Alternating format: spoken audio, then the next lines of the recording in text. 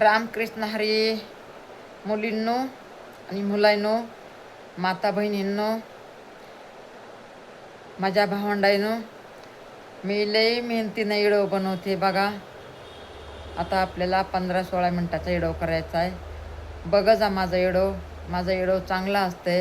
आणि जर व्हिडिओ जर तुम्हाला बघायचा असला तरच तुम्ही टच करी जा, नाही तर थोडंसं टच करून सोडू नका. काय मग यूट्यूबला वाटतं ना की काय माहिती व्हिडिओ कुणाला आवडला नाही आहे. बघा मी आपलं सांगणार आहे, म्हणजे थोडं माझ्यावर सांगणार आहे आणि थोडं तुमच्यावर पण सांगणार आहे. बघा आपण एवढं मुलींनो मेहनत करतो, एवढी मेहनत करतो की आपली मेहनतीमध्ये जिंदगी कशी जाती ना तीच आपल्याला कळत नाही. मेहनत करून करून करून करून आपला जीव कुट होतो, तरी आपल्याला कळतच नाही की आपलं वय काय झाले. तरी असं वाटतं की आपण आपल्या लेकराबाळासाठी काहीतरी कमवून ठेवायलाच पाहिजे, तरी आपली काय अपेक्षा कमी होत नाही आहे. आणि मग असं करून करून आपलं कसं शरीर होतं आहे कमजोर, आपले हात कमजोर होते, पाय कमजोर होते, आपल्या अंगाचा गळाटा होत आहे. मेहनत करून करून माणसाचं जीव कुट होत आहे. आणि हे बघा, भले मेहनत करून दचकले ना मी, मेहनत करून भले कुटका होय ना जीवन, परी इज्जतमध्ये झालं ना त्या जीवनाची अलगच मजा आहे बघा. त्या जीवनाची अलगच मजा आहे. म्हणून हे बघा, काय करायचं आहे काय नाही इमानदारीनं करायचं. आपल्याला खोटं नाटं बिलकुल नको रे बाबा. खोटं नाटं कशाला बोलायचं आहे. खोटं नाटं बोलून आपण काय कमवणार आहेत, उलट गमवू बघा आपण. खोटं बोलून आपण गमवू, आपल्या जवळले माणसं गमवू. खोटं बोलून म्हणजे आपल्यापासून माणसं सुटतात खोटं बोलण्यामुळं.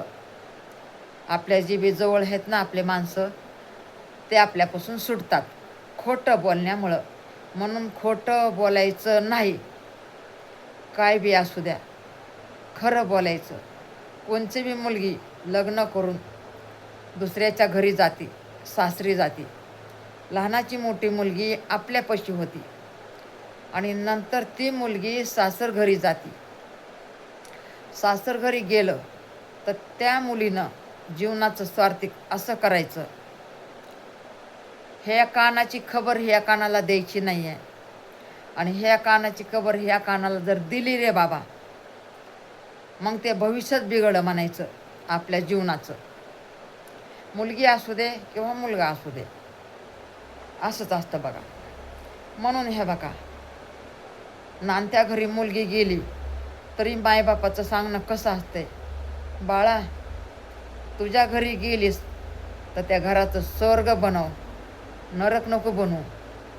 एक अर्धी आई अशी बोलती, संस्कारी आई अशी बोलती, आणि मग बाकीचं देवावर हवाला देवावर. देवा परमेश्वरा काय करायचे काय नाही तुझ्या हातामध्ये आहे.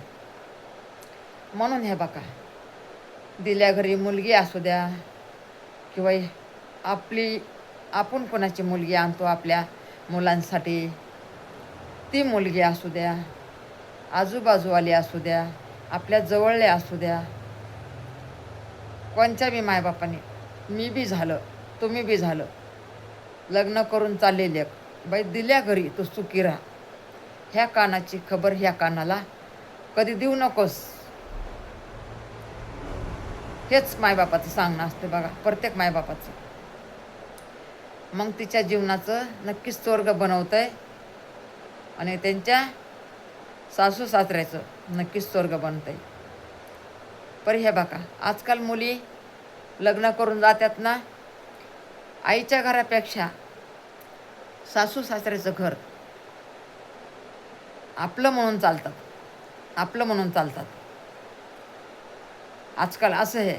पहिल्या जमान्यात असं होतं की लग्न झालं की पूर्वी कसं ताड्या मारून मारून मायबापाला घराची घरफोडणी करायच्या. पण आता तसं नाही. आजकालच्या मुली एवढ्या भारी आहेत ना, खरंच मी तर मानते बाबा. आजकालच्या मुली मायबापाला तर कधी सांगतच नाहीत. काय 10मध्ये एखादी सांगत असत, पण सांगतच नाही. आपलं आपलं घर संसार, नवरा, आपलं परिवार असंच धरून चालतात बघा आजकालच्या मुली.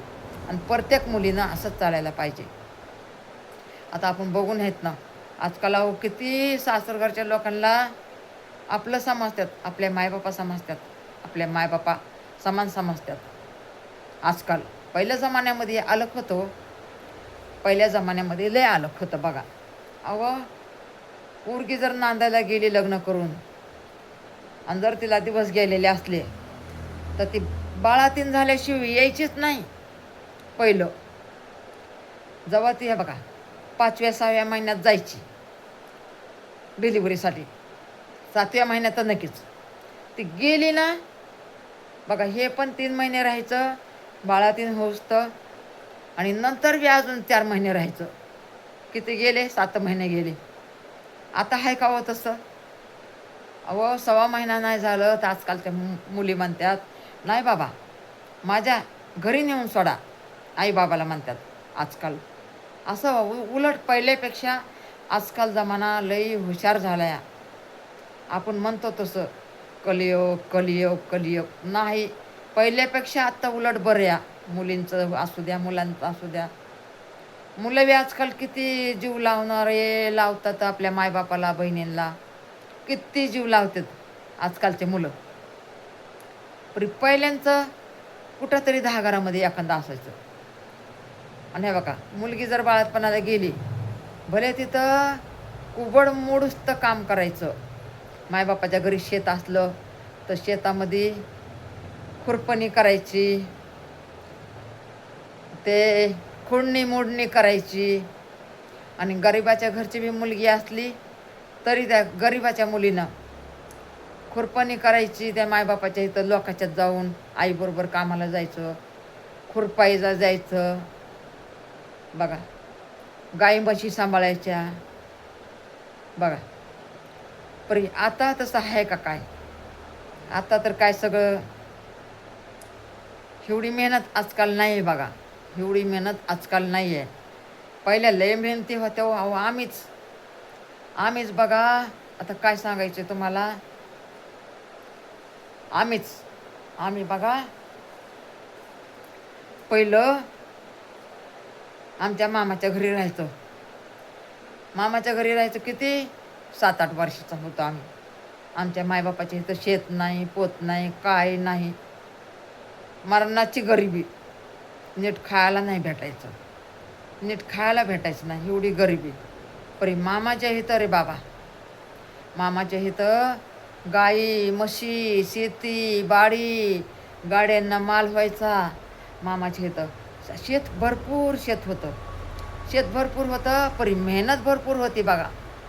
अहो तिथं मामाच्या इथं जायचं आम्ही तर बघा तिथं गाय असायच्या 10-12, गाई असायच्या 10-12, म्हशी असायच्या 7-8 आणि बकऱ्या तर बघा. आता पहिलं शेळ्या म्हणायचे, शेळ्या. तुम्ही म्हणता शाळा नाही शेळ्या. पहिलं लोक शेळ्या म्हणत होते बघा. तर शेळ्या म्हणायचे म्हणजे आता बकऱ्या म्हणतात. अहो कमीत कमी 30-40 शिळी असायची म्हणजे बकऱ्या. आणि त्याच्यात 10-12 बोकड्या असायचे. अहो ते सकाळी उठायचं आम्ही. आमची आजी आम्हाला 7 वाजायला उठवायची. आमची आजी 7 वाजायला उठवायची. आणि 7 वाजायला उठून नदीला जायचं आम्ही पाण्याला. नदीला जायचं तिथं मग डुबकी मारायची. नदीमध्ये डुबकी मारायची. मग डुबकी मारायची वाळूमध्ये यायचं. मग तिथं महादेव काढायचा, वाळूचा महादेव काढायचा. आणि महादेव काढायचा आणि तिथंच आपलं हे रांगोळीचे खडे एवढाले भेटायचे. तिथंच त्या दगडावर अशी रगडायची आणि तिथंच अशी रांगोळ काढायची. बघा की तिथंच असं रगडून रगडून एखादा दगड मोठा बघायचा आणि रांगोळीचा खडा एवढा खडा घ्यायचा आणि हे बघा खस खस खस खस वाटायची, ती वाटायची बारीक करायची आणि महादेवाच्या पिंडीला तिथं सदाभारीचे फुलं लय असायचे नदीच्या कडीला. सदाभार सदाभार नसते का पांढरे गुलाबी पिवळे फुलं येतात त्याला, ती सदाभार. तर मग त्या सदाभारीचे फुलं एवढे आणायचे, झेंडूचे बी फुलं असायचे एवढे, झेंडूचे फुलं तोडायचे एवढे, सदाफुलीचे फुलं तोडायचे आणि ते रांगोळी आम्ही वाटलेली होती ना, ती रांगोळ काढायची त्या महादेवाच्या कडीला. आणि असा महादेव कसा काढायचा आम्ही, हे बघा असा, म्हणजे नदीच्या किनाऱ्याला वाळू असायची ना, तर महादेव म्हणजे असा करायचा आणि दुसऱ्या पोरीला म्हणायचं टाक ग जरा ह्याच्यावर वाळू टाक. मग त्या पोरीना हे बघा असं त्या पोरीला म्हणायचं वाळू टाक ग, मग ती त्या पोरीने अशी वाळू टाकायची आणि असं दाबून ठेवायचं. दाबून ठेवलं की अहो एवढा मस्त महादेवाची पिंड व्हायची, काय सांगायचं मुलीनं तुम्हाला, माता बहिणींनो. असं पहिलं होतं. आणि मग फुलं घ्यायचे तिथं तोडायचे नदीच्या किनारीला, झेंडूचे फुलं लय असायचे, झेंडूचे फुलं एवढे तोडायचे, सदाफुलीचे एवढे फुलं तोडायचे आणि ते महादेवाला असे व्हायचे आम्ही फुलं ते. आणि मग एवढी एवढी घागर असायची, घागर भरायची नदीची आणि ते घरी घेऊन यायची. मग अशा 10-12 घागरी पाणी आणायचं, 10-12 घागरी पाणी आणायचं आणि 2 रांजणं भरायचे. एक माझी मैत्रीण असायची आणि मी, हे बघा तिचे 2 रांजणं आणि माझे 2 रांजणं, असे 2 रांजण भरून ठेवायचं पाणी. की मग ते पाणी झालं की म्हशीचे शेणं काढायचे, म्हशीचे शेणं काढायचे, घोडे असायचे, 4 घोडे असायचे, 4 घोड्याची लिद काढायची, लिद म्हणायचे त्यांची नाही का ते, आता काय म्हणून, हां आता शेण लीद आणि बकऱ्यांच्या शेळ्यांच्या लेंड्या आणि ह्याच्या पण लेंड्या, त्या घोड्याच्या पण लेंड्या, घोड्यांची लेंडी घोड्याची असायची आणि बकरीची लेंडी एवढी एवढी असायची चिचुक्यासारखी. तेवढं काढत 1 तासभर जायचा. काढायचं उखंड्याला टाकायचं, काढायचं हे उखंड्याला टाकायचं, इकडून काढायचं त्या उखंड्याला टाकायचं. 3 उखंडे असायचे. अहो 6-6 महिन्यामध्ये हे ढिगरा लागायचा, 6-6 महिन्यामध्ये ढिगरा लागायचा. बघा ना ढिगरा लागायचा त्या शेणाचा, घोड्याच्या लेंड्याचा, परत बकऱ्याच्या लेंड्याचा. एवढे ढिगरे, एक बकऱ्याच्या लेंड्याचा 1 उखंडा आणि 1 उखंडा घोड्याच्या लेंड्याचा आणि 1 उखंडा गाईच्या आणि म्हशीचा, असे 3 उखांडे असायचे. आणि तिथंच आडा असायचा आणि तेवढं पाणी उपसून असं उपसायचं पाणी, पवरेने पाणी उपसायचं आणि ते पाणी सगळ्या जनावराला पाजायचं. आम्ही चौघांनी, 3 नौकर आणि मी आणि दुसरी एक मैत्रीण, ती नव्हती करत, ती लई लाडाची होती. आता आम्ही मामाच्यात असायचो, आता आम्हाला कामच करायला लावायचं, आमचा कोण लाड करण आमचा, असं होतं बघा पहिलं. आणि मग हे तेवढे पाणी पाजलं ना जनावरांना, गाई म्हशी शेरड्या घोडे, त्यांना पाणी पाजायचं. मोठं लट्टू एवढं मोठं घमिलं घ्यायचं आणि ते घमिल्यात आडाचं पाणी काढायचं टाकायचं, आडाचं पाणी काढायचं टाकायचं, असं करून बघा, असं करून व्हायच्या 10 वाजायच्या. 10 वाजल्या की मग रानात जायचं त्या बकऱ्या घेऊन. आणि मग ते मोठे मोठे जनावर गाई म्हशी घोडे, मग ते दुसरे नौकर. आणि आम्ही 2 पोरी होतात ना, आम्ही 2 पोरीना शेळ्या घेऊन जायचं, शेळ्या बकरी ते घेऊन जायचं, त्यांना चारायचं. 12 वाजता चारायचं, 10ला गेलं ना 12 वाजायच्या. आणि 12च्या नंतर घरी यायचं, थोडं खायचं आणि वापस गड्यांच्या भाकरी घेऊन जायचं. 3 गडी असायचे ना, ते शेतात ते जनावरं राखत बसलेले, त्यांच्या भाकरी घेऊन जायचं. आमच्या मामीनं करून द्यायच्या, आमच्या आजीनं करून द्यायच्या. आणि त्या भाकरी घेऊन शेतात जायचं. मग त्या नौकरांना त्या भाकरी चारून वापस टोपलं घेऊन घरी यायचं. मग घरी यायचं आणि मग काय थोडंसं खायचं प्यायचं. आणि मग जर खेळायला तर आम्हाला कुठलं हो, खेळायला आम्हाला कधीच खेळायला नाही भेटलं. कधीच नाही भेटलं आम्हाला खेळायला. बघा की असे आम्ही दिवस काढले. आणि खुरपणी असायची गव्हाची, ज्वारीची, बाजरीची, भुईमूग, हुलगे, असं हरभरं, शेंगदाणं पेरलेलं सगळं खुरपाण्याला आम्हाला संग घेऊन जायची आमची बाजवाली. म्हणायची चल बाई तू पण चल माझ्याबरोबर. म्हणजे आमच्या मामाच्या शेतामध्ये कामाला यायच्या ना आमच्या बाजूवाल्या, आमच्या मामाच्या बाजूवाल्या. मग त्याने मला घेऊन जायचं रानामध्ये. आणि हे बघा अर्धी अर्धी पात घ्यायची, अर्धी पात घ्यायची आणि ती खुरपायची, दिवसभर खुरपायची संध्याकाळच्या 6 वाजता. बघा किती काम केलेलं. मग ते खुरपणी हे झालं की मग ज्वाऱ्या काढायच्या, त्याच्या पेंड्या बांधायच्या. नंतर मग पेंड्या बांधून असे बुडकं ठेवायचे. हे असे असं म्हणजे असं कोप्या कोप्या बनवून. आणि मग ते वाळलं की मग ते मोडण्या करायच्या. कडक कडक कडक कडक कडक मोडत चालायचं. हे असं आता हे धरायचं, कणीस धरायचं, असं हे असं मोडायचं इळ्याने. असं कापायचं, असं कापायचं, असं कापायचं इळा. आता इळा समजा, आता हे रिमोड आहे ना, तर हे इळा समजायचं. असं इळा धरायचा हातात, असा असं गोल राऊंडचा, असा गोल राऊंडचा इळा असायचा. हे बघा असं बघा, ह्या हातात घ्यायचं विळा. आणि हे बघा खसकुनी असं वाढायचं. आणि मग ते कंस 10-12 बाया तेवढे कंस तोडायचे, कापायचे. आणि मग खळ्यामध्ये टाकलं. आणि मग 2 बैल लावून घाणा घ्यायचा, त्याचा घाणा घ्यायचा. मग घाणा घेतल्याच्या नंतर मग त्याला उधळायचं असं ह्याच्यावर बसून. ते केलेलं असायचं ना ते घर उधळायचं. ते त्याच्यावर उभं राहून खाली एकाने टोपलं द्यायचं, एक वर एकाने उधळायचं. मग गहू एकीकड, त्याचं बोंड एकीकड, असं होतं हो पहिलं. आणि मग पोते भरायला मग मदत करायची आम्ही. पोते भरायला मदत करायची, मामाला मदत करायची, नौकरांना मदत करायची पोते भरायला. बघा तेवढं कामं करून आम्ही दिवस काढलेले. एवढं 10 वर्षाचं असताना हे बघा, तरी बी नवऱ्याच्या घरी आलं तर इथं बी गरिबी मरणाची जळत होती. मरणाची गरिबी काय सांगायचं तुम्हाला. राहायला घर नाही, काय नाही, काय नाही. एवढं झोपडं होतं इथं बी लग्न करून आणलं तर. आणि मायबापाला तर आमच्या माहिती बी नाही आमच्या लेकीच्या घरी झोपडं आहे का काय. नुसतं म्हणायचे पोरगी लय बाबा मोठ्या घराण्यात दिली. कुठं दिली? पुण्याला दिली. कुठं दिली? अहो पुण्याला दिली. अहो कशाचं पुणं, कशाचं मुंबई. इथं बी आलं तर खायला भेटलं नाही. इथं बी लोकांचे मरमर हे बघा दुधडोरीचे कामं करून पोटं चलविले. घर राहायला का दार राहायला झोपडी.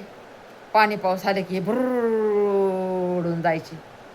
आणि ते धरून बसायचं आम्ही झोपडीचे, ते इळू धरून बसायचं खाली. अशी इथं बी दिवस काढले. कसे दिवस काढले देवा तुला माहिती आहे. परमेश्वरा तुला माहिती. कसे दिवस काढले, कसे नाही या जीवाला माहिती आहे. काय सांगायची कहाणी कथा कुणाला. मी कुणाला सांगत नाही हो मुलींनो. हे बघा उठूबर आले म्हणून मुलींनो तुम्हाला सांगते हो. मी तुम्हाला सांगते आणि त्याच्यातून मी माझी इडं कुणी बघत बी नाही आहे. म्हणून म्हणते मी लई मेहनतीनं इडं बनवते. लई मेहनत जाते माझी इडं बनवायला. हे बघा एवढं उशीर झालेला आहे तरी मी इडं बनवायला लागले. या पोरगं टी व्ही बघत बसलं होतं. तरी म्हणलं बाबा मला म्हणलं काढू दे म्हणलं एखादा इडं. दिवसभर तर काम महाग असतं या. दिवसभर तर म्हणलं काम महाग असते. म्हणलं काढू दे बाबा मला एखादा इडं काढू दे म्हणलं. म्हणून शिनी बसले बघा काढायला. आता किती मिनिटाचा झालाय आणि किती मिनिटाचा नाही ते पण मला माहीत नाही. हे बघा मायबापाच्या घरी खायलाच नव्हतं तर कशाची शाळा आणि कशाचं काय. जीव अनपड राहिला हो मुलींनो. मी अनपड राहिले. लय आत्मा माझा जळते. मला कमेंट वाचायची म्हणलं तर लेकरा बाळाचा सारा घ्यावा लागते, मुलींचा सारा घ्यावा लागते. हे बघा देवी वाचन त्याच्या जीवनात खुशी येईन बघा. आणि जे बी मला सपोर्ट करन त्याच्या जीवनामध्ये खुशी येईन. मुलींनो, मी लई मेहनतीनं एडो बनवते. तुम्ही बघ जा, ढकलून देत जाऊ नका माझ्या माता बहिणींनो. काहीतरी झालं तर माझ्या जीवनाचं कल्याण होईल बघा, तुमच्या आशीर्वाद, तुमच्या सपोर्टमुळं.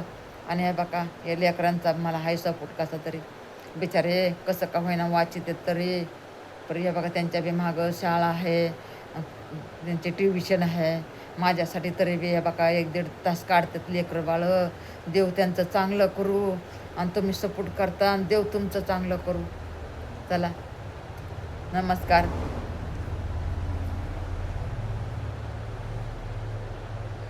काय माहित किती मिनिटाचा झाला आहे.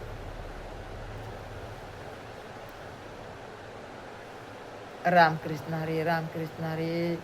जय सीताराम, जय सीताराम, जय सीताराम, जय सीताराम. हाय सगळ्यांना, सुखी राहावा, मस्त राहावा, आनंदी राहावा. माझा आशीर्वाद सगळ्याला आहे बघा. माझ्याबरोबर कोणी कसं बी वागलं तरी मी ह्या बघा चांगलीच राहते सगळ्याबरोबर. म्हणून देव माझं चांगलं करतंय बघा. तुमच्या आशीर्वादाने, तुमच्या सपोर्टमुळं आहे माझं चांगलं. खुश राहा, मस्त राहा, आनंदी राहा.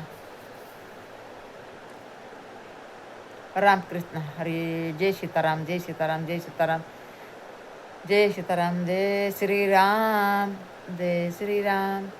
श्रीरामा विसरू नको, श्रीरामा तू मला विसरू नको.